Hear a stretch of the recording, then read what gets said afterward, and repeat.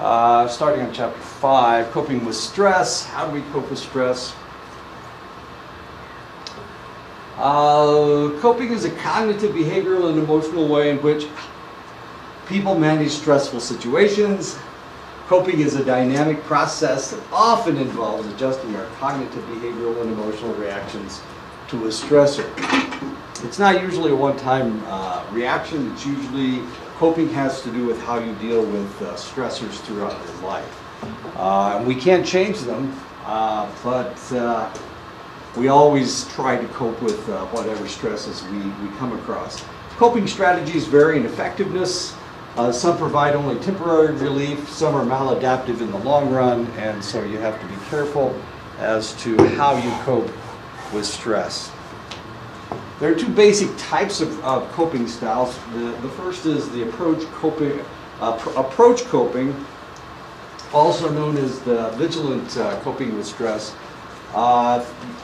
In approach coping, you face the stressor head on by gathering information about what's going on, taking direct action against your stressor, and making an active effort to resolve the problem. And that is the approach coping. The second type of coping is avoidant coping, or minimizing the problem. You attempt to avoid the problem in whatever way possible. One way is passive behavior. You've heard of passive aggressive behavior. You try to avoid the people that are causing the problem. You don't think about the problem. You try to not think about the problem. Another one is antisocial behaviors. Has to do with drug use or alcohol or drug use. Risky sexual behavior, which seems to crop up in this textbook a lot. Taking your problems out on others, of course, is another way of doing it. And the last one is fantasizing, wishing your problems away, hoping for miraculous intervention, that kind of stuff. Anyway. Now the two styles, of course, approach coping or vigilance is the most effective, facing your problems head on and taking care of them. Vigilance is linked to better health outcomes. Vigilance is linked to less psychological distress. Vigilance is linked to a weaker physiological response to a stressor. All you need to do is face your problems, take care of your problem. I got you guys, don't worry about it. Problem-focused coping deals directly with stressful situations, reducing its demands, increasing our ability to deal with your stressor.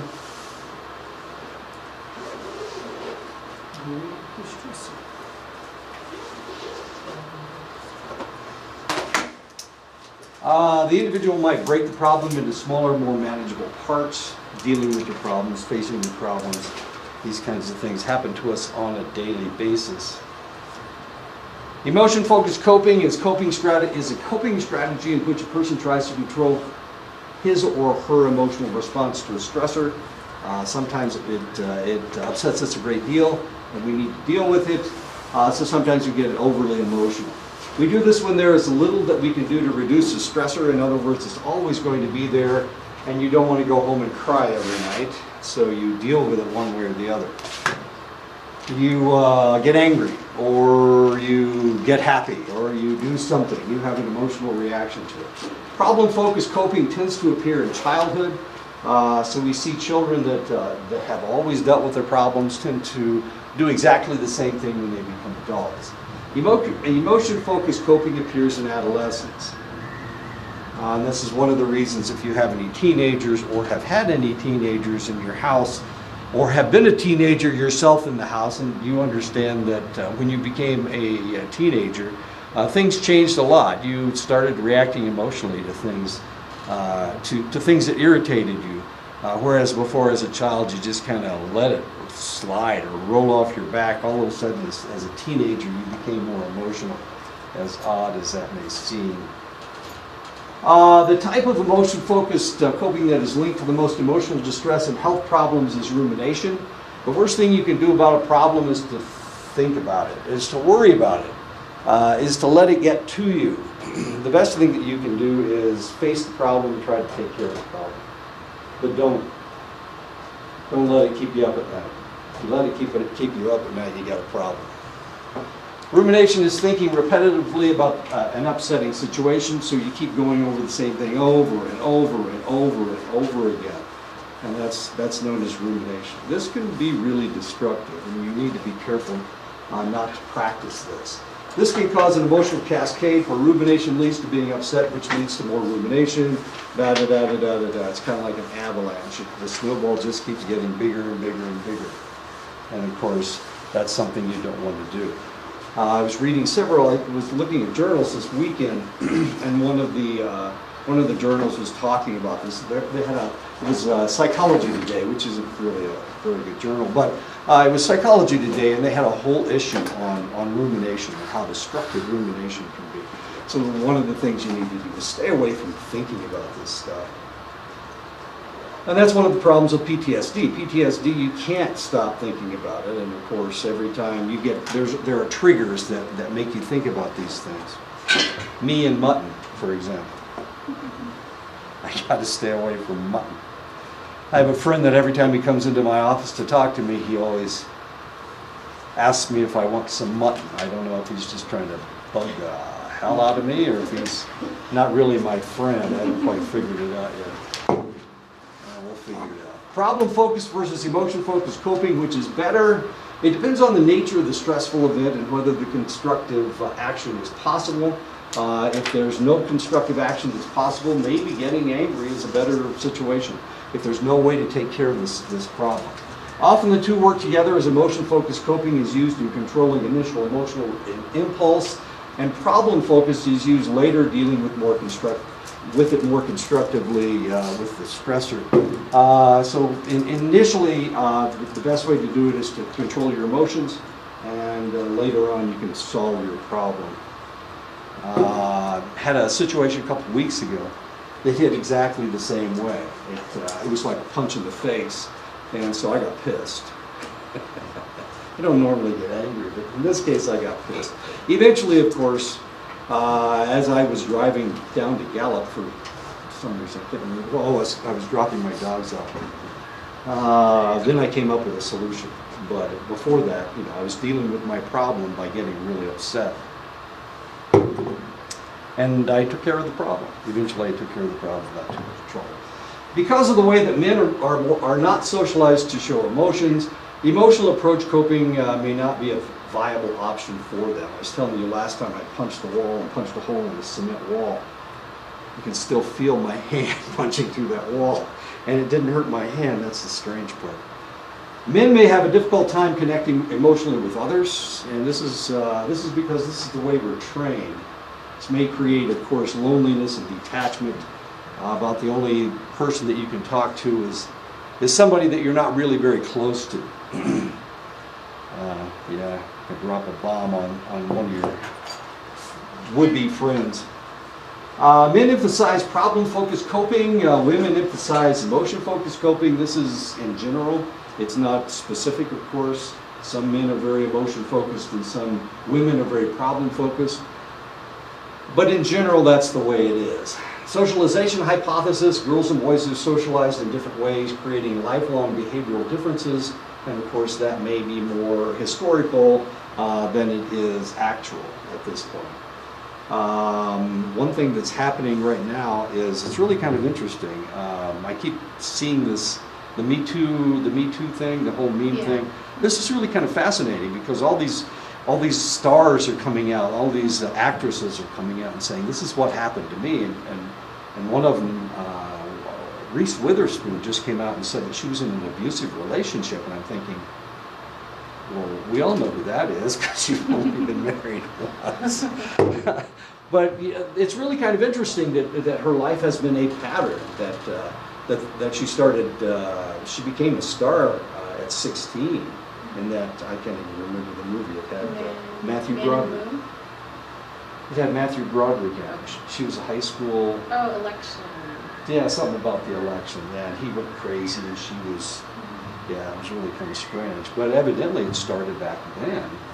And this has followed her throughout her life, this way of not dealing with a problem or being attracted to abuse. Seems to have followed her. Really kind of interesting. And you know, being an actor or an actress is really kind of interesting because the idea is that it's not my ability, it's my face, or it's my body, or something. You know, you don't really have it's not my brain, it's the way I look or the way I act, and I have to do this in order to be successful. It's really kind of a curious idea. Anyway. Role constraint hypothesis: when stressors are the same gender is irrelevant, of course. So men and women in the same situation theoretically will handle the stressor in a similar manner. Hopefully they will. This came out during the Great Depression. Before that, you know, the men were in charge of everything, you know, and all of a sudden, the whole household just collapsed. Everything collapsed because the economic structure of the United States collapsed. 25% of the people in the United States were unemployed. The women were used to being unemployed, but now all of a sudden their husbands were unemployed. So what happened was that a lot of women had to go out and get jobs because there were no jobs for the men, but the women could get lower paying domestic jobs, and that's what happened. Suddenly, whereas the men were making all the money and being in charge before, all of a sudden it was flip-flop. And the men couldn't find work and the women could find work, so the women did find work.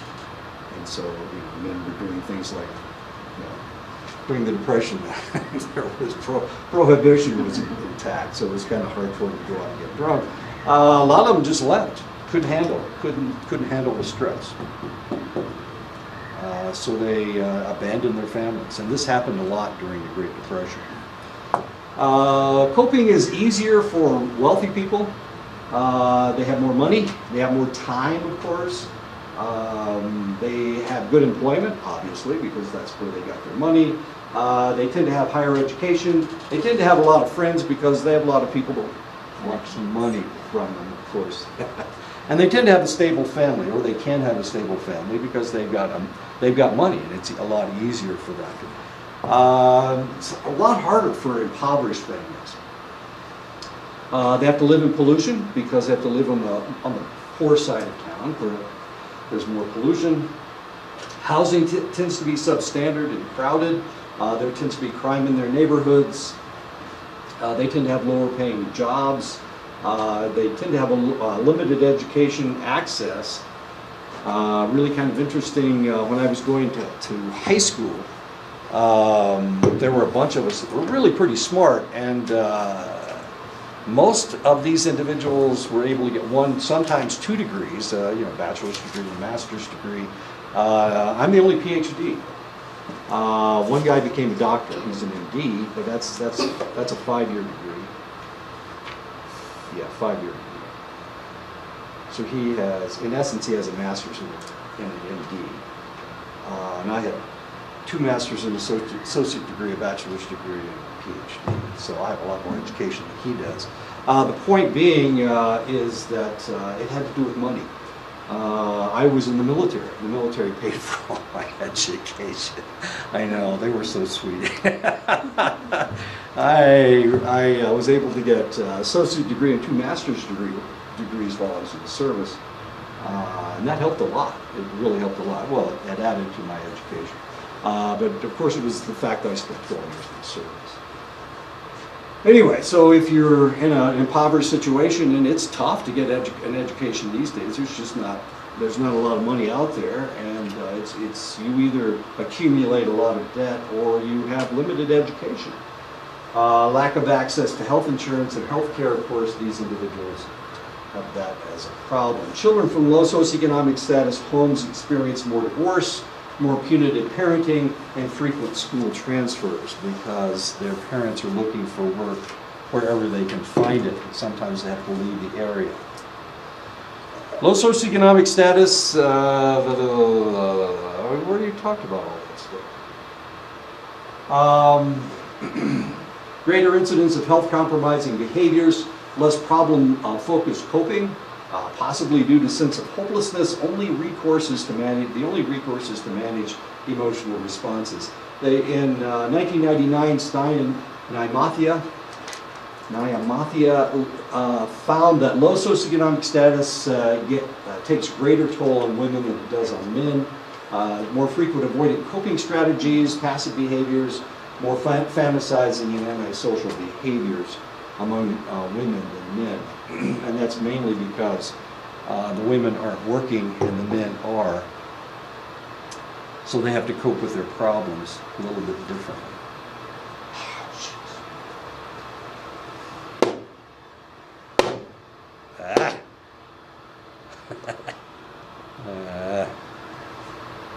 Whatever. Poverty level for some minorities is quite high. In 2008, a study of poverty levels found that children living below the poverty level, African Americans, about 34.7% of the children, African American children live under the poverty level. That's 4.5% of the population.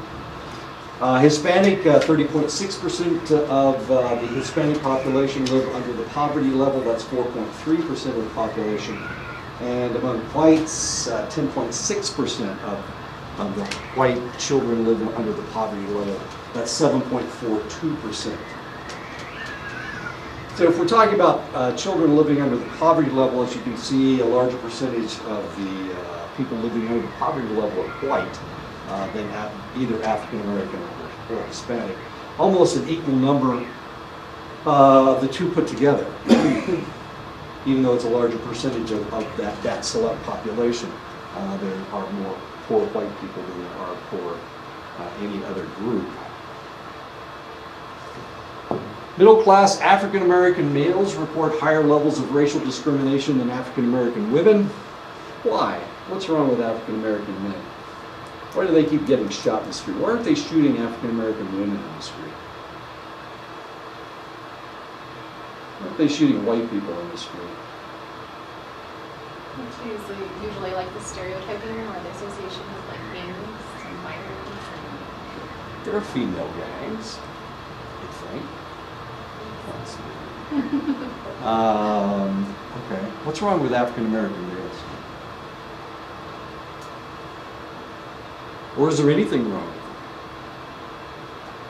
them? They seem to suffer a lot more discrimination than anybody else. Mm-hmm. Why is that? Movies. And social media, yeah. Movies? Media. They look intimidating. Cops. Have you ever watched Cops? Don't. The bad guys are either bald-headed Hispanic people or African Americans. It's really kind of interesting. No, white people are on cops, except for they're the cops. I mean, I watched Malibu's Most Wanted, and I thought all white people are bad. It's true. All people are that. Okay. Shit, forget it. The more years of education an African American male has, the stronger his perception of racial discrimination. I don't know if that makes any sense or not. Seems to me like the more education you have, the less likely you should be discriminated against. But he feels more discrimination the more education he has.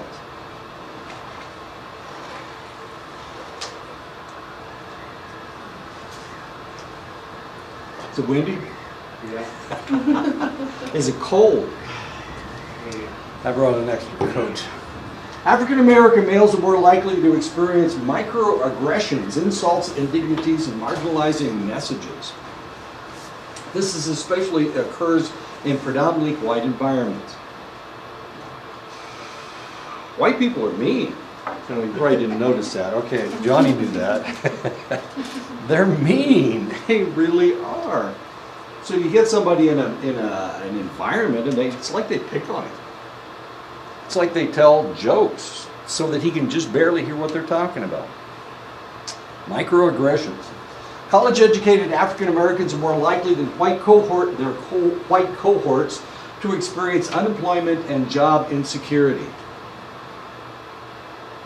Even economic success doesn't ensure more secure housing or community living conditions, as moving to the suburbs predicts higher mortality rates for African American men. African Americans are okay as long as they're living in African American communities. As soon as they move out of those communities, all of a sudden they're in a white environment. And even if nobody does anything or says anything, they still don't feel secure because they're surrounded by people that aren't like them. Now, potentially, American Indians feel the same way. On the reservation, you guys feel pretty secure. You move off the reservation and you never know what's going to happen next. That famous white environment is kind of hostile. Just a little bit, or more so. Very difficult for African Americans to find jobs in African American companies. Just doesn't happen very often. So all of a sudden they're in a white environment, or working in a white environment. They feel like they're the last one hired and the first one fired. They're not going to fire anybody's uncle. Of course, they're not anybody's. They're only people's uncle that they are other African Americans. So if it's a white company, guess who gets to keep their job and guess who gets to lose their job? Even if that doesn't happen, they still feel that way. And for this reason, of course, there's a lot more stress. The more education you have, if you're African American, the more stress you feel. In 1990, Sherman James, and this is a picture of Sherman James, proposed an African American male coping mechanism called John Henryism. You remember the story? Does anybody know the story of John Henry? When John Henry was a little baby sitting on his daddy's knee? It's an old folk song from the 1890s. John Henry was a pile driving man. He worked on the railroad and used a hammer to drive the States. whatever the hell those things are. Anyway, that was his job, and he was better than anybody else. He was huge. He was very powerful. He was very quick with his hands. He never missed the whatever those things are. And in the old days, of course, they had to hold him by hand. Then they got tongs, of course, which made a lot more sense. They held them with the tongs, and of course, he never missed. And so he was that good. And so once upon a time, or eventually, of course, they developed a machine that could do what he did. And so he's racing this machine. He said, no, I can do it better. And guess what happened in the end? I think he died. He did. He worked so hard he killed himself. He killed him. He worked himself to death. That's John Henryism. The idea is that they work so hard that they work themselves to death. This coping technique involves facing stress with gargantuan efforts that can lead to hypertension, of course, and death at an early age because you work so damn hard. Recent studies have found that John Henryism is most likely when African American males are embedded in a low socioeconomic status with few means to escape. So you not only have to be good, you have to be better than everybody else, just to be even. Who's going to get fired first? The guy that looks different or the guy that isn't as good a worker? It's probably going to be the guy that looks different. However, when afforded financial and educational equity, John Henryism is less likely. So as long as they can compete with everybody else, they are less likely to die. That's the concept of John Henryism. Hardiness is a cluster of stress buffering traits consisting of commitment, challenges, and control. Hardy people view life demands as challenges rather than threats. Other tasks that other people might consider stressors are life commitments for hardy people to give their lives meaning. Family, of course, what kind of a job you have, and the community that you live in. Hardy people feel a stronger level of control over their lives. This is one of the things that we discovered in Vietnam with PTSD. The individuals that felt like they had control were less likely to suffer from PTSD. Hardy personalities are linked to lower levels of anxiety and adaptive coping styles. Hardy individuals adjust to cancer, cardiovascular disease, diabetes, and many other health problems readily. I just told you about my friend. God, this guy, he's sent me a ghost.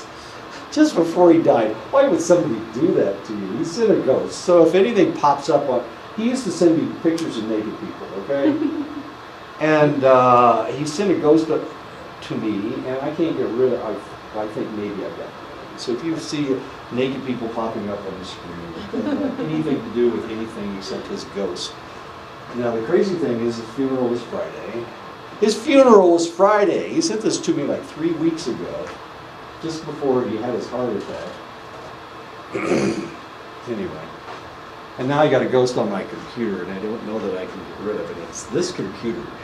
I think I've gotten rid of it. That's why I brought it today. If anything pops up, and it's 4 naked women at a nudist camp, so don't get too excited.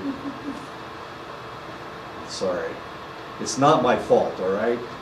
It's this damn ghost he sent me. It drives my wife crazy. Because he used to send stuff, and they automatically download. So she would open she doesn't open his emails anymore. Erin has a friend like that too. Did you say friend? This guy's a jackass. Well, he was a jackass. He's gone now.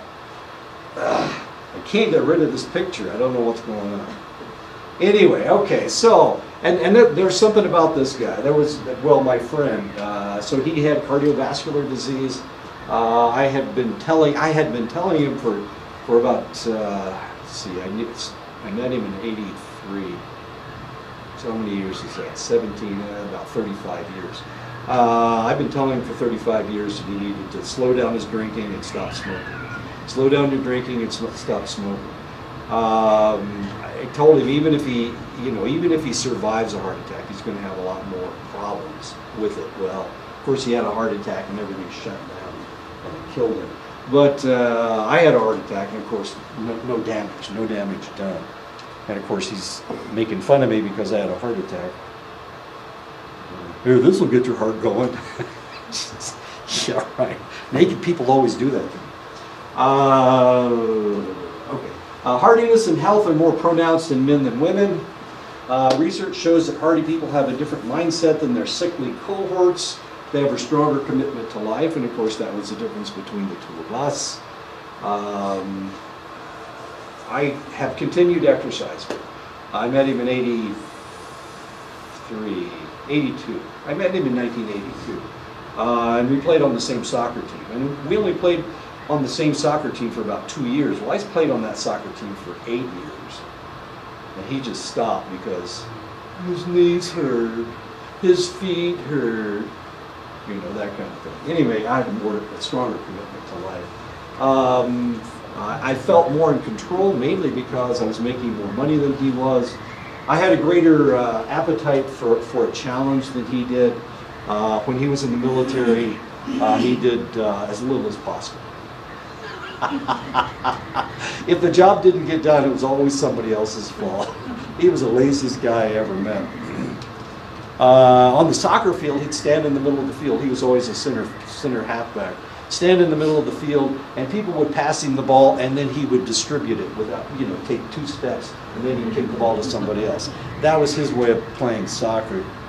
And of course, guess who's the guy that's running as fast as he can to get to the ball on the post? It was always me. On balance, studies support the idea that some people handle stress more effectively because they view themselves as choosing to live challenging lives. Hardy people are more likely to engage in positive reappraisal of stressful events. I remember when I told him that I was moving to Montana to teach on the Indian reservation, he said, "You'll never make it. They hate white people up there." And this is right after they had some kind of a revolution in Montana, and they had all these guys arming themselves with AK-47s and 20,000 rounds of ammunition and whatnot. All these white people. I don't know. Or who were they going to shoot? Me? Anyway, he said, if you work on the Indian reservation, the white people are going to kick the shit out of you, is what he said. And of course, that never happened. For a couple different reasons. I know. Man's an idiot. Was an idiot. He's gone now. Resilience is the ability to spring back from sometimes overwhelming stressors and the flexibility to adapt to changing environmental demands. Resilience comes from positive personality traits and positive life experiences. Resilient children have easy temperaments. They have high self-esteem. They have a sense of personal control. They have well-developed academic, social, and creative skills, and this is known as social cognition. They get social support from somebody, at least one person in their lives, and they have at least one consistent adult in their lives, whether it's mom, dad, grandma, grandpa, and Louise or whatever, it doesn't really matter. When I was up in Montana, that's what I did my research on, the resilience of the people on the reservation. And I thought that was a very positive thing to do. I was trying to focus on something positive. Everybody focuses on something negative. Alcoholism, child abuse. Oh, jeez. Do we want to talk again about how much child abuse there is on the reservation? People think that, I mean, that's all they do research on. Therefore, everybody on the reservation must be an alcoholic. And I didn't want to show that. So I did something positive. I looked at something positive. Sorry. Explanatory style can lead to resilience. This is a person's propensity to attribute outcomes to positive causes or negative causes. People who look to the bright side of situations are more likely to survive a stressor. Pessimists have attributions that are global, stable, and internal. So if you're an optimist, you think things are constantly changing. And if you're a pessimist, you think things can never change, will never change. Everything will stay as bad as it is today. Pessimists have a tendency to ruminate. They're associated with anger. They seem to be angry all the time. They have a hostility, depression. They tend to smoke. What difference does it make? They're going to die anyway, and they might as well die happy, right? Or unhappy because they're pessimists. They tend to use alcohol and abuse drugs. They are linked. Pessimism is linked to early mortality. Of course, we just had the shooter in Florida, right, on Wednesday. 17 kids. Theoretically, he was a white supremacist, but that's all he shot were white people. It was really kind of odd. He was a white kid, I'm assuming. His last name was Cruz, which is a Hispanic name, but he certainly didn't look Hispanic. Instead of dying, as usually they shoot themselves, this kid walked away. And he was gone for like 2 hours before they caught him. Anyway, kind of an interesting situation. Because on Friday, that was on Wednesday, on Friday, my wife flew down to the Fort Lauderdale airport, which is just north of where the school shooting was, with my grandson. You know, a little spooky. About 5 years ago, there was a shooter at the Fort Lauderdale airport. So here we are, we've got all these people shooting people, and they're right there where I was sending my grandson. A little scary, but my wife was there. She can take care of things. She's ex-military. She's retired military. She can kick some serious butt if she has to. Anyway, well, nothing happened, of course. But this kid killed 17 people. That's a lot of people. He had a military rifle, AR-15, and several clips of ammunition, and he just kind of walked through the school and shot anybody he came across.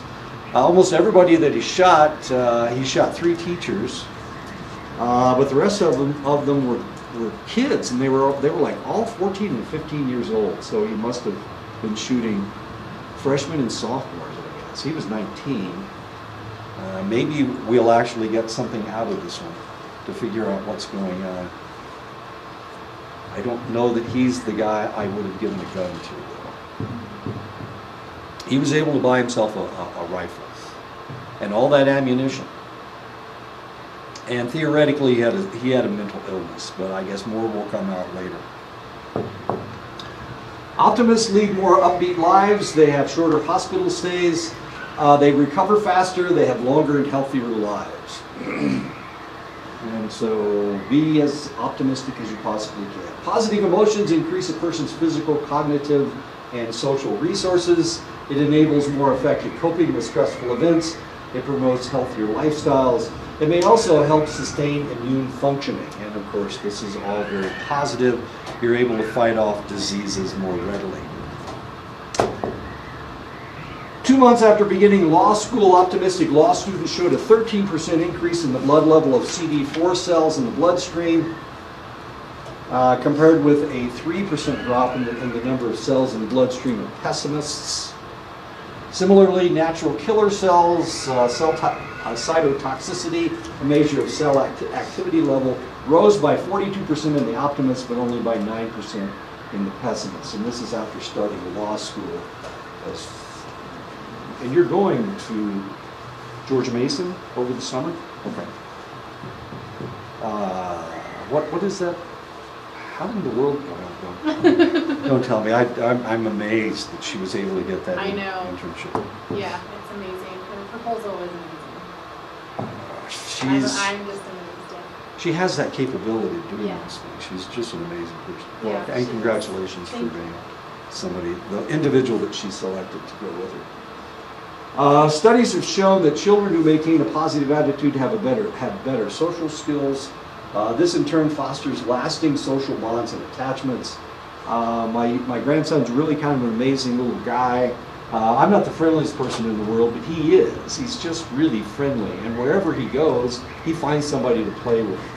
And they're just running around acting goofy like 5-year-olds. But he plays with everybody. He'll play with little girls. He'll even play with little girls, even though they like pink and he hates pink. I don't know. He's really kind of amazing. Actually, I've got a picture.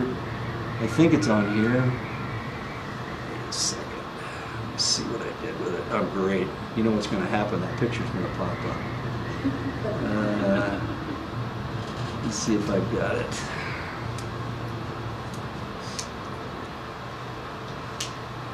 They flew on 3 planes to get down there, evidently. There it is. And they let him sit in the cockpit. It's a good thing he's not a terrorist. Wait a minute. Preview quote unexpected. Wait a minute. There he is. Look at that. I know. Look at this guy. I think he wants to take you home. This guy. He's a pretty happy little guy. He got 3 sets of wings. He was on 3 different airplanes. Is he redhead or strawberry? No, his hair is it's brown right now. Mm-hmm. But it was blonde when he was younger, and then it Like just strawberry blonde. yeah, and then it turned brown. And his dad's got black hair, and my daughter's got dark brown hair. So I don't know. I don't know what it's going to end up being, but it looks like his dad, unfortunately. He actually looks kind of like my son. He's lucky. He's the sweetest kid in the world. Evidently, that guy thinks he is anyway. Okay, so as long as you're positive, I guess all these things can happen. So you need to raise your children as optimists. A study by Rife et al. In 2001 showed that people who experience positive emotions with their families as children and then as adults with their own families were half as likely to display high levels of wear and tear in their bodies. So the happier your family is, the less damage it does to you. And all you have to do is stay positive, as odd as that seems. And of course, I can talk about my friend again. He rejected all 3 of his children. Finally he did. He didn't really treat them very well. This guy's from West Virginia, and he's from the coal mining region of West Virginia. If you know anything about the people that mine coal, the father, of course, is the coal miner. He's the one that goes down into the mines. And he doesn't eat with anybody else. He eats by himself. The mother will fix a meal, and he will eat, and then the mother will eat with the children. But he eats by himself, as odd as that seems. So every time I went over to his house for whatever, and we were going to eat, I always ate with him and me. They're just the 2 of us. And his wife would be cooking food, and she'd bring in our food, and then she'd feed the kids out on another table someplace else. Which seemed kind of odd to me. In my house, everybody eats together, but in his house, he eats first. And his wife never did ever eat with him. That's just so too bizarre for words. Anyway, even, I think we had Thanksgiving dinner with him at one point. And The kids ate with the adults, but she didn't eat. She was preparing food and serving them, as odd as that seems. Austere et al. In 2006 found that older Hispanic Americans reported that individuals who identified themselves as having positive emotions rather than pessimistic and cynical attitudes were less likely to become disabled or have died during the 2-year longitudinal study. And this is one of the reasons why we see Hispanics as healthier than just about anybody else. They have less negative outcomes. An optimist faces stress by trying to alter stressful situations, make them more positive, actively engaging in direct problem-focused action, by perceiving more control over a stressor. They are leading in more effective coping responses. They seek treatment when they're sick more readily than other individuals do. So being an optimist is really a very positive thing. Obviously, it's a very positive thing. But hence the meaning. A pessimist faces stress by passively disengaging. In other words, they don't really deal with their problem. They just let it, they hope it'll go away. They worry about it. They ruminate. They obsess and allow themselves to become overwhelmed by persistent thoughts about the stressors.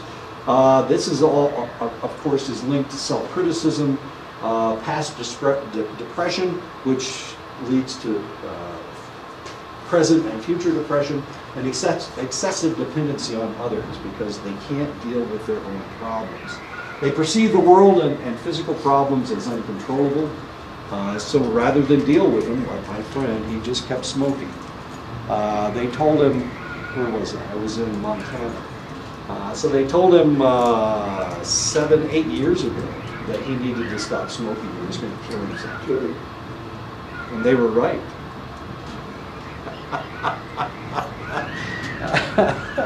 They were right. And they told him, if you ever have a heart attack, it's going to involve all your organs and you're going to die. And of course, did that stop him from smoking? No. It was everybody else's fault but his. It was the Cole's fault because, he grew up in West Virginia. It's the Air Force's fault because they sold him 25-cent cigarettes. When he was in Vietnam, they gave him cigarettes with his pay rations. So whose fault is it? Obviously, it's Edison's fault because he just walked in. Pessimists are identifiable and can be trained to deal with a negative life view through learned optimism. And there are people that come from families, and everybody in the family is pessimistic, the whole damn family. And so how in the world do we change these people? Well, we can teach them how to be optimistic. We need to teach them how to counter-argue. One of the problems is that these individuals, they'll get on the internet and they will read something, and rather than think, well, is this correct or is this incorrect? They'll just accept it. They don't counter-argue. So they go to the sites that make them feel good, theoretically. And of course, these are the individuals that the Russians were targeting during the last election. Because these people don't counter-argue. They don't ask themselves whether this is accurate or not. They just accept. And that's exactly what happened. They were talking about Hillary having a tail and horns and molesting little boys and all kinds of horrible things. Well, they just accepted everything. What did I see? If Hillary wins, then Satan wins. That's what it said. I know, I was really amazed that Satan and Hillary were in cahoots with one another. I've been watching this lady ever since she was the first lady of Arkansas, and I don't remember seeing Satan anywhere around her, but maybe I'm wrong. Maybe Bill's Satan or something. Offering alternative causes for disappointments, recognizing an overreaction to a stressor, and a lot of times they do overreact to stressors. Of course, that's why Trump was yelling that crooked Hillary. He just kept harping on the fact that she was so crooked. And he was going to lock her up. I don't know if you remember him. He was going to lock her up. He hasn't locked her up yet. We're all still waiting for him to lock her up. I think at the time he knew that she hadn't committed any crimes that they would lock her up for. Showing that the belief is factual, but actually there's a lot of stuff on the internet that makes her look like she is really in with Satan. I mean, that she's Satan's partner or something, I know. Oh, my goodness gracious. Showing that the belief is factually incorrect, undermining the pessimistic explanation. And of course, this is one of the things that this president's really good at, is the fact that he keeps being in front of all the dialogue. So he gets to say whether something is fake news or real news. And of course, if it's against him, it's fake news, and if it's for him, it's real news. Just the way it works, I guess. Personal control is the belief that we make our own decisions and determine what we do or what others do to us. This starts to happen with children at the age of 2. We realize that we're separate from our parents, and after age 2, of course, they start seeking autonomy. And of course, these are the terrible 2s when they say no to everything, and you say don't run out in the street. And the next thing they do is run out into the street. Albert Bandura refers to this as self-efficacy, the belief in your ability to handle a stressful situation. Some people never learn self-efficacy. Some people are never allowed to. I have a niece that can't do anything on her own. Her mother has to do everything for her. She's got an IQ in the 130, 140 range. Smart kid, but she's got everything in the world wrong with her because she's never been able to do anything by herself. Her mother won't let her. And now she's in her late 40s, and she's never held a job. She can't hold a job because she can't do anything. She went away to college.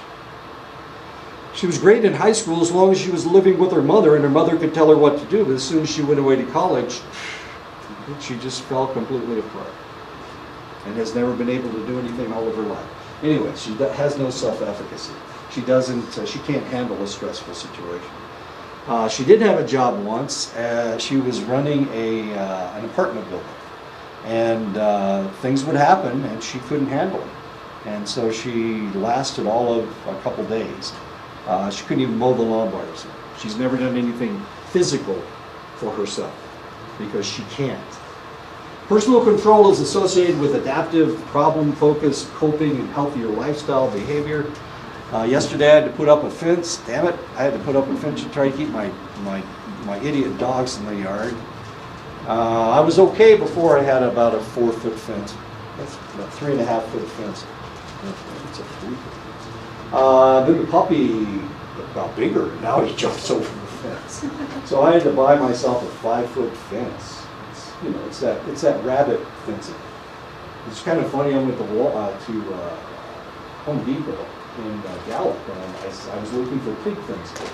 And the lady says, "You need rabbit fencing?" And I was thinking, why would I need a 5-foot fence to keep in rabbits? I know they jump, but can they jump 5 feet?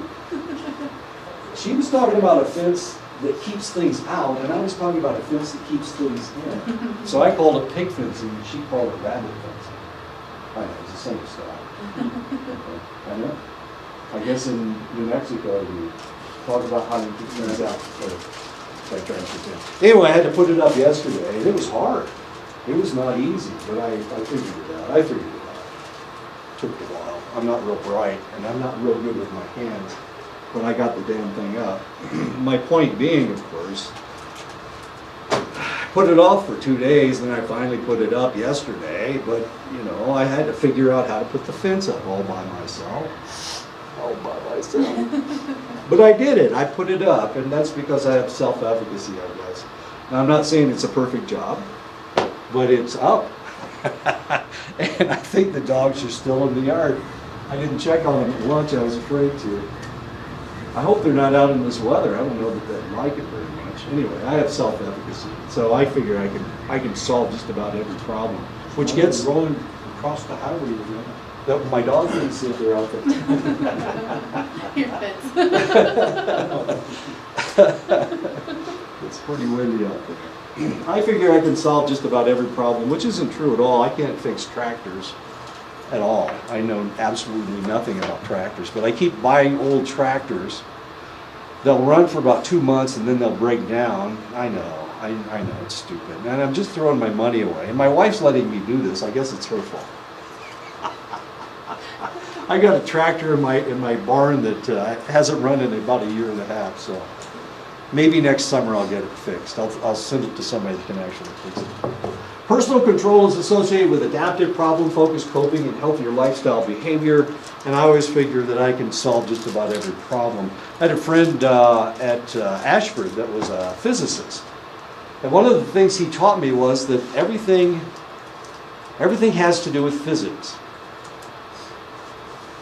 So if you think of it in that context, you can solve just about every problem, which is kind of interesting. And he would talk to me about problems that he was running into and trying to teach these kids physics. Of course, nobody wants to learn physics. I mean, it's boring as hell. But in the conversations, I figured that I could do just about anything if I just applied physical properties to just about anything. And I did. I solved my problem yesterday. When confronted with repeated uncontrollable stress, people may learn that they have little control over what happens to them. If they accept a passive behavior because of the stress, they may not escape when the opportunity arises, and of course this is known as learned helplessness. And we see this a lot. We see this a lot, especially with women in marital situations where the male is abusive. No matter how abusive it is, evidently that's what was going on with Reese Witherspoon, despite the fact she had all the money in the world. She's an actress and she could have gone and done just about anything, but here she allowed this man to abuse her for an extended length of time, which is kind of unfortunate. This is known, of course, as learned helplessness. And we see this a lot. We see learned helplessness a lot. We saw this in the Nazi concentration camps. I don't know if you were reading the news last week, but on Friday, the Polish parliament passed a law that they weren't going to talk about Nazi death camps anymore. They were going to talk about Nazi concentration camps. They wouldn't refer to, or they were going to call them concentration camps. They weren't going to call them Nazi death camps, even though almost all the Nazi death camps were in Poland. So they decided not to do that. Today in Israel, somebody painted a swastika on the outside of the Polish embassy in Tel Aviv because of what they had said. This is going to be interesting. Anyway, they felt like they had no choice. It's a life or death situation, and so how do you survive? It's really kind of fascinating. The people that actually survived the Nazi death camps, a lot of these individuals committed suicide afterwards. And you may ask yourself, why in the world would they commit suicide after they lived through such a horrendous thing? Well, they felt guilt. That's why they did it. Some of the things they had to do in order to survive, they weren't proud of. They didn't want anybody to find out. It happens in factories, learned helplessness. And this, of course, if you've ever worked, has anybody ever worked in a factory but me? No. I did. I used to work in an automotive pumps and parts factory. Car water pumps. I know. Anyway, it's mind-numbing, as you can imagine. And about the only way to survive is either to think of something else or just do whatever you're told. Never question anything. Best way to get along in the military as well. It happens in prisons, of course, learned helplessness. Unfortunately, it happens in nursing homes. So these are the elders that go to the nursing homes. A lot of times, this is what it looks like, and this is how they act in the nursing home. And eventually they die because nobody's coming to visit them, so they just no longer survive. People who feel helpless lose motivation to respond. They display impaired learning. The more, if they think about it, then they're not going to have learned helplessness anymore, and they can't survive in that environment. This happens in a love situation. This lady's in love with this guy, or whatever the situation may be. So despite the fact that she's abusive, or he's abusive, somebody's abusive, despite the fact that somebody is abusive, the other individual, in order to stay in the relationship, will do anything. They'll sacrifice anything, including their own mind, in order to stay in the relationship because it's love, whatever the hell that means. And of course, I can't define for you what love is. Sorry, Johnny, I know you're upset.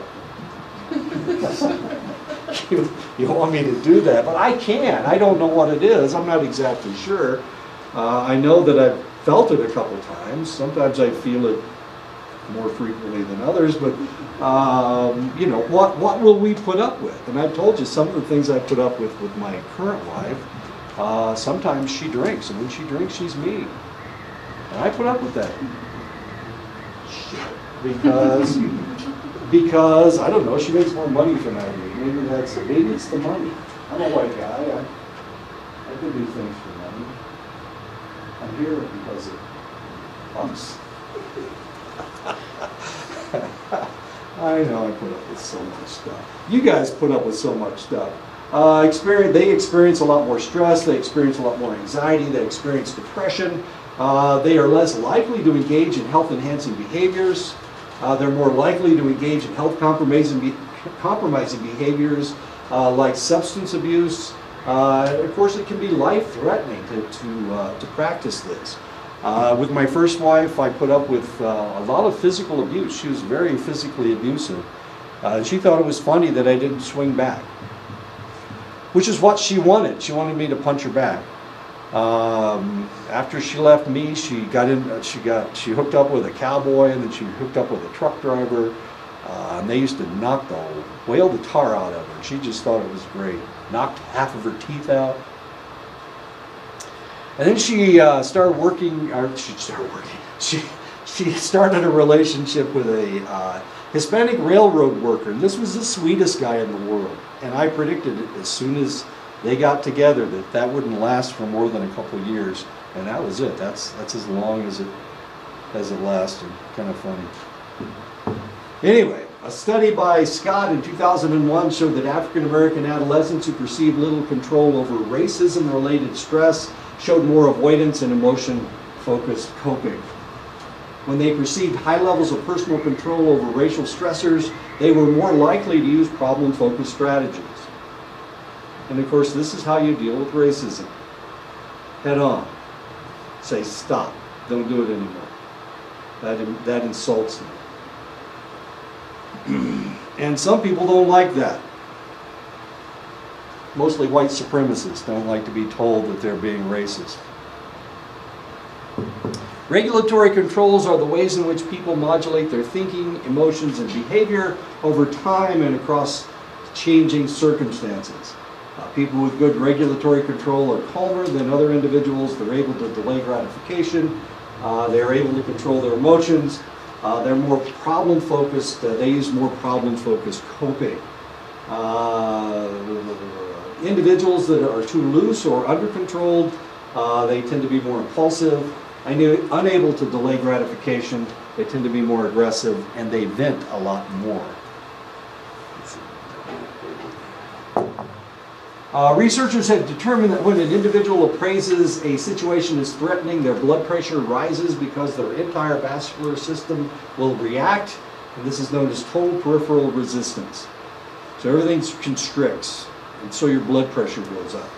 When a situation is appraised as challenging, the heart rate and cardiac output increases, but not the vessel resistance, and this is known as myocardial reactivity. In other words, if you feel like you can handle a situation, your blood pressure is going to, your heart rate's going to go up, but your blood pressure is not going to go up.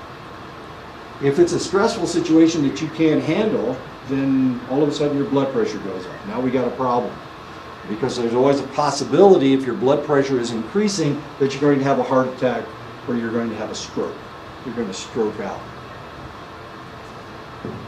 The 10th cranial nerve, the vagus nerve, is the longest nerve in the body and responds to physical and emotional demands by controlling the body's reaction, the vagus nerve. And if you can sever the vagus nerve, you'll kill somebody. They can't live without a vagus nerve. It tells the heart to beat, it tells the lungs to breathe. It tells the body to digest its food.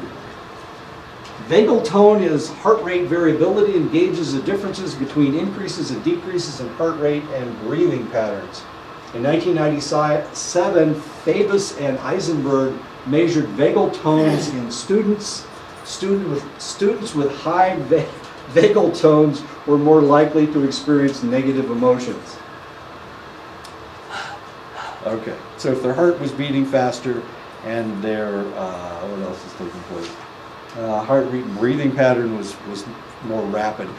These individuals tend to have a more shallow breathing, so they don't take deep breaths, they take these shallow breaths, and for that reason, they had more negative emotions. Something was going on. Researchers have speculated that when an individual is given a choice, it enhances their feelings of control. And of course, this was research done by Rotter way back in 1966. That's a year before I graduated from high school. Even trivial or illusory choices can give a person the feeling of control. You don't have to actually be in control, you just have to feel like you're in control. That's all there is to it. And so sometimes if they showed the guy that they had more control than they thought they did, or if they should feel control, then it reduced the amount of stress on the select individual.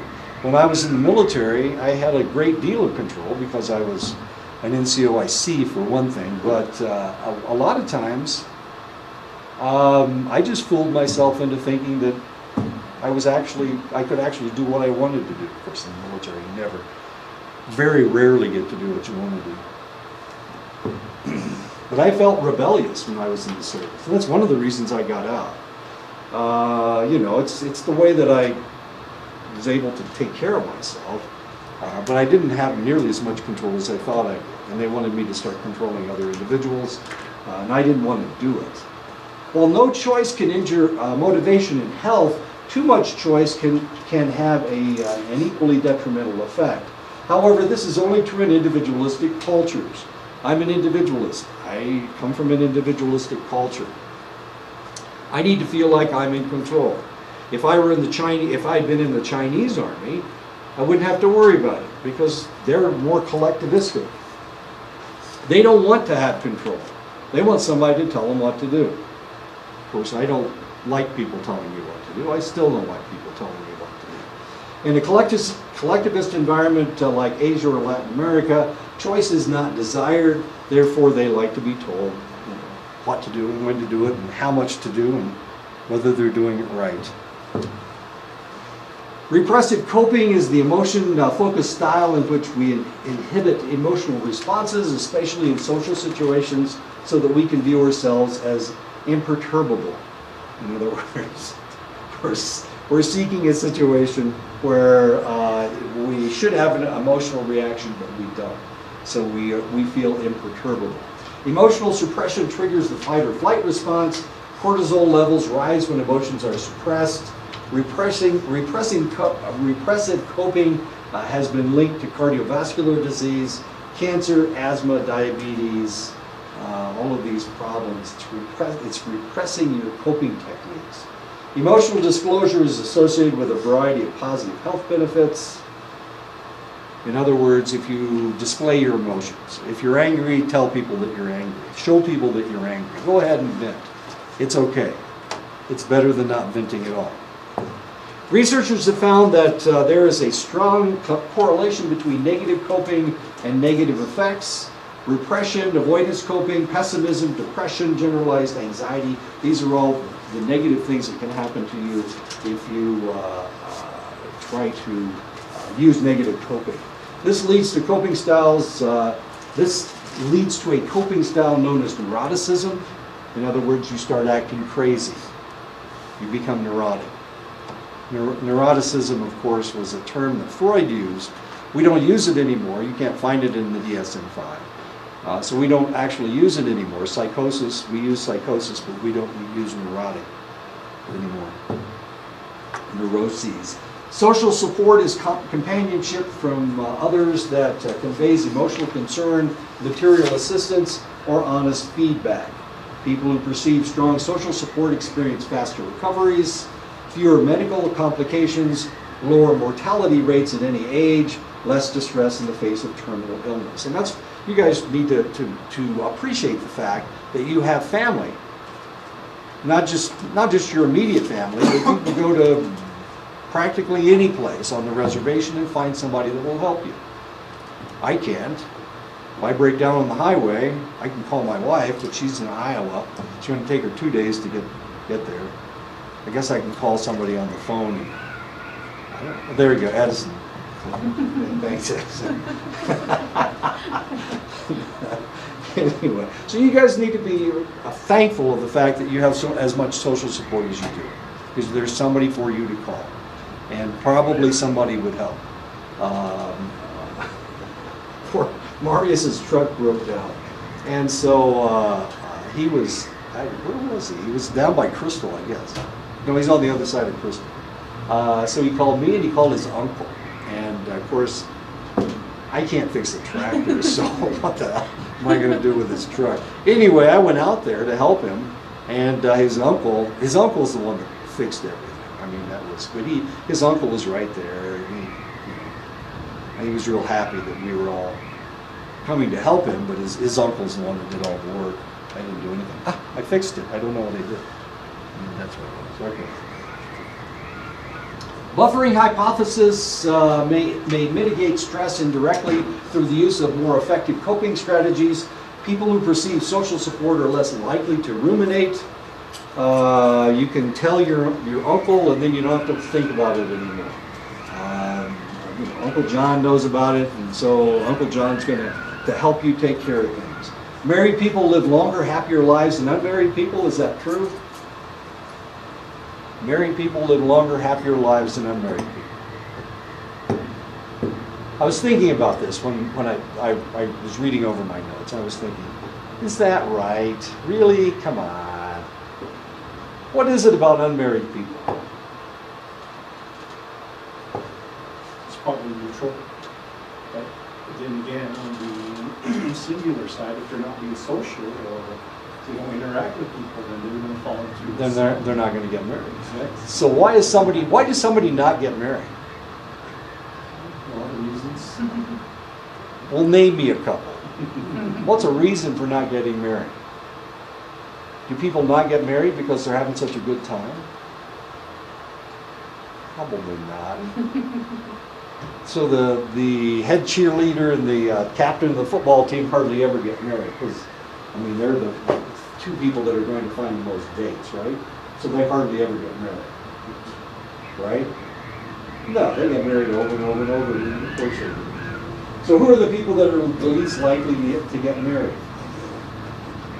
As Edison was saying, it's the person that is less social. Potentially they're not married. If you watch all these movies on television, and I'm watching way too many movies on television. Beth Cooper, I love you, Beth Cooper. Maybe I shouldn't be watching that anymore. Beth Cooper's quite an attractive woman, but the guy that tells her that he's in love with her is kind of ugly, unattractive. Was dated once in high school. Of course, Beth Cooper's been dating since she was in the 7th grade. Okay. My point is, sure, this may be true, but there may be extenuating circumstances.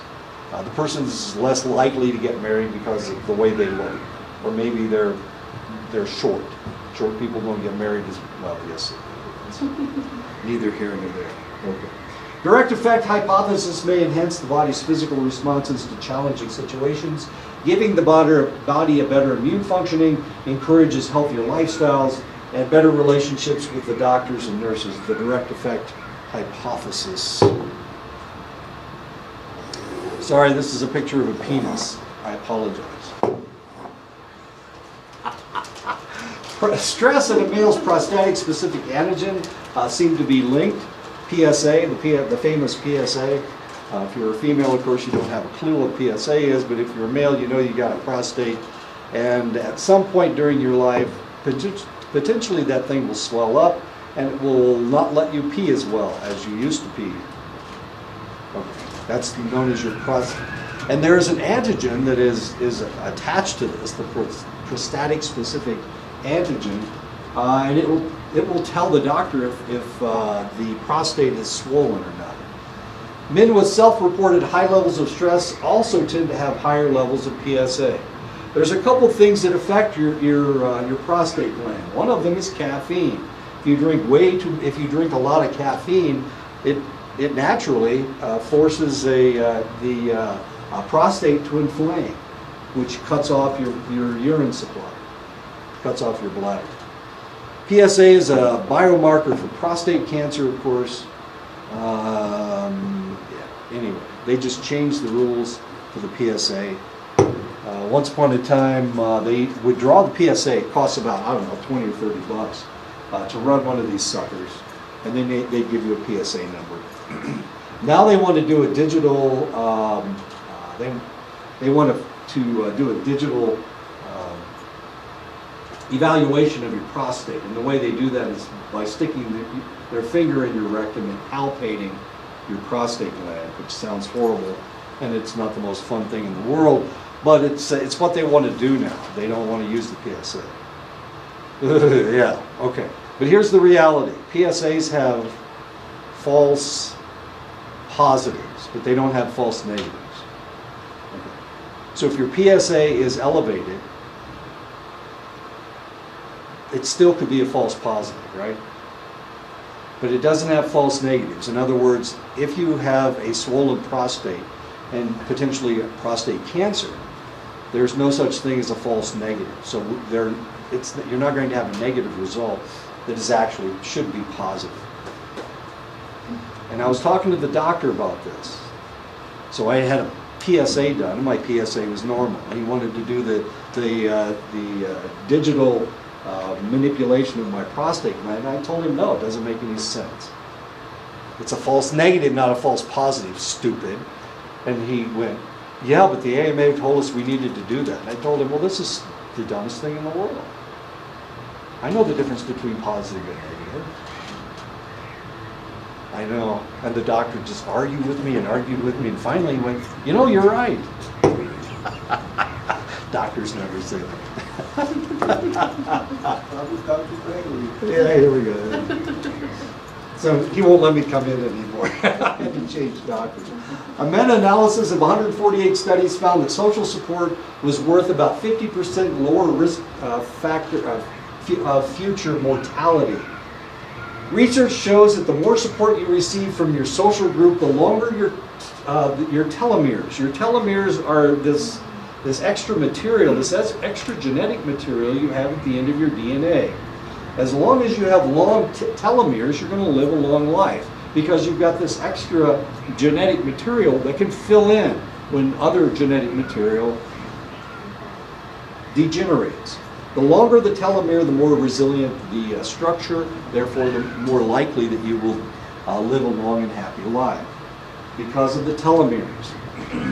And that has to do with social support. So all you guys have a really strong telomeres because of your family.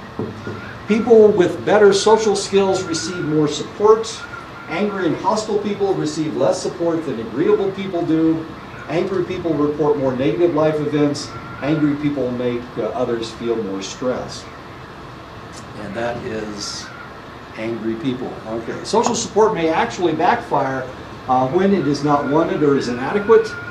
The type of support offered is not what is needed at the moment. Moral support may be offered while instrumental support is needed. In other words, they need money and you're giving them a pat on the back. Too much social support increases a person's stress. This is sometimes the case after the loss of a loved one. I had a friend back in, and he wasn't that much of a friend, back in Montana, and his sister died. His sister was 8 months pregnant, and she and her husband were killed in an automobile accident by a drunk driver. And of course, everybody, this was on the reservation, he was a native fellow, and everybody just, they just killed the whole reservation, and everybody's just coming up to him and going, oh, I'm so sorry your sister died. It's such a huge loss. And then they tell some story about his sister. And I heard all this taking place, and I'm going, poor Billy, my God. He must feel horrible. Everybody that comes up to him makes him feel worse. And so I told Bill, you know, Bill, anytime you want to come in my office and just sit down and have a conversation, you can do that. And he would hide in my office, trying to stay away from all the people, all the well-wishers. And I never mentioned his sister. I didn't know his sister, but that's not important. I didn't mention his sister, you know, and we became really good friends because I was giving him what he needed. Everybody else was making him hurt more. So he'd come into my office whenever it got bad. And of course, everybody was just trying to, I don't know. It's really kind of interesting when people die. This is really kind of fascinating because are they trying to make themselves feel better? Yeah. Or are they trying to make the person that has the greater loss? Are they trying to make them feel better? Who are they working on? Is a funeral for the person that died? Or is it for the people that are left over when they're gone? I don't know. This is a tough one. This is a real tough one. So Bill and I became really good friends after that because I didn't harass him about his sister. And he was appreciative. Okay. It can be the case when the individual feels a responsibility to entertain rather than deal with the stressor. And of course that happens as well. If you've ever been to a funeral off the reservation, a lot of times it's almost like you're going to a party, and so the family has to entertain you. That's not right. That doesn't feel right either. A variety of psychological methods have been designed to reduce the impact of potentially stressful experiences. Gratitude, people who maintain a grateful outlook on life cope better with stress. Humor, laughter and a good sense of humor can help people cope with stress. It boosts your mood, it bolsters the immune system, it increases your natural killer cell activity just by laughing. Really, just by laughing? Come on, let's go. It reduces your epinephrine and cortisol secretions. It reduces the risk of coronary heart disease. It lowers your blood pressure. It promotes vascular health. It provides a general sense of well-being. A hearty laugh is also aerobic, if we can laugh really that much.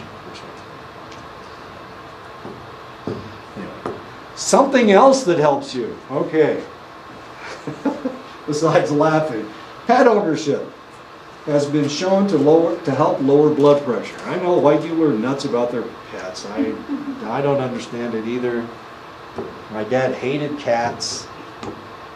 And he probably lived 2 or 3 extra years because he would let the cat sleep on his lap, and it just made him feel so good. And before that, he didn't want to have anything to do with cats. All of a sudden, he's petting cats.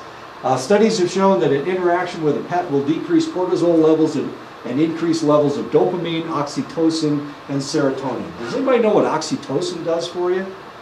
As humans, what it does for us? Or what it does for anybody. Oxytocin. It's this strange neurotransmitter. Is it like the cuddle? It is. It's exactly what it is. It makes you cuddle. And it increases your oxytocin level. It's the feeling that you got when I showed you the picture of my grandson sitting there, and that man with the biggest smile on his face, that co-pilot sitting over there. That's the way he was feeling. And why? Because he wanted to make my grandson happy, and it made him happy to see my grandson happy. So what in the world was going on in his brain? Well, he was pumping out oxytocin, made him want to cuddle. Exactly. So that's what animals do for us. I hope you want to cuddle your small animals. You want to protect them. It makes you want to protect things, right? This is why we've got a really serious problem if we've got an individual that doesn't have oxytocin in their system, that doesn't want to protect small animals, that wants to hurt them instead, wants to torture them instead. Now we've got a problem. We potentially have a problem just like we saw on Wednesday when the kid took the AR-15 and started killing people. Why did he kill so many people? Does anybody know? Why did he kill so many people? He killed 17 people.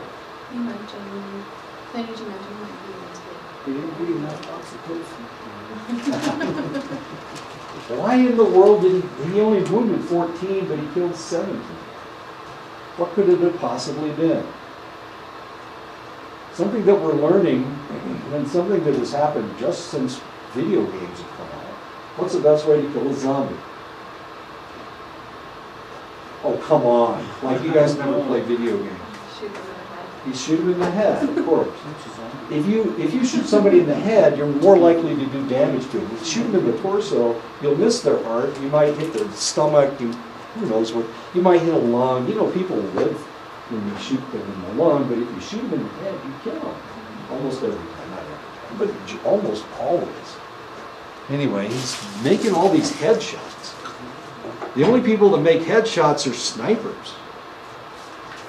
I mean, the rest of us are trained to shoot people in the chest because it's a lot bigger than someone's head. And if you've got a good rifle and a nice scope, you can hit somebody in the head and blow their brains out. So. Oxytocin, okay. So if we've got an individual that doesn't have enough oxytocin in their system, if we have an individual that's torturing small children, oh, it's time to stop it. Torturing small children, now we've got a psychopath. Now we got a problem. We got a serious problem. Okay, we'll pick it up right here next time. I apologize for going over. I'll see you guys. See you later. For those of you who are leaving.